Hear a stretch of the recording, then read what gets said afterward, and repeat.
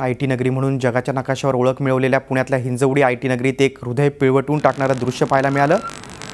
परमेश्वर बाळासाहेब गवारे या तरुणाचं अल्पशा आजाराने निधन झाले, मात्र जागे अभावी त्यांचा अंत्यविधी हिंजवडी आयटीच्या भर रस्त्यातच करण्यात आला। आयटीच्या तिसऱ्या टप्प्यानजीक गवारेवाडी ही 350 लोकसंख्येची वस्ती आहे। इथल्या शेतकऱ्यांची शेकडो एकर जमीन महाराष्ट्र राज्य औद्योगिक विकास महामंडळानं संपादित केली आहे, त्यामुळे या स्थानिकांचाही हिंजवडीच्या विकासात सिंहाचा वाटा आहे। मात्र आजही इथले स्थानिक मूलभूत गरजांसाठी झगडताना दिसत आहेत। गवारेवाडीसाठी स्वतंत्र स्मशानभूमीची सोय नाही।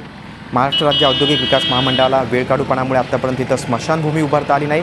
याबाबत महामंडळाच्या अधिकाऱ्यांशी संपर्क साधला असता तांत्रिक अडचणींमुळे प्रस्तावित स्मशानभूमीच्या जागेचं अजून भूसंपादनच झालं नसल्याचं त्यांनी स्पष्ट केलंय।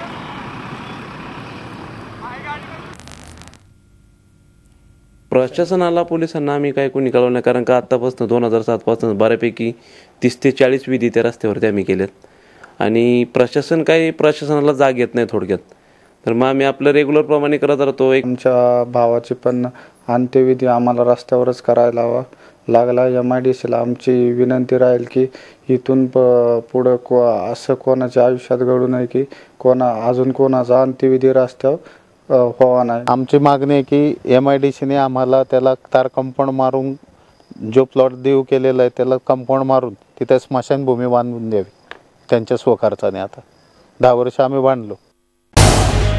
झी 24 तास रहा एक पाऊल पुढे।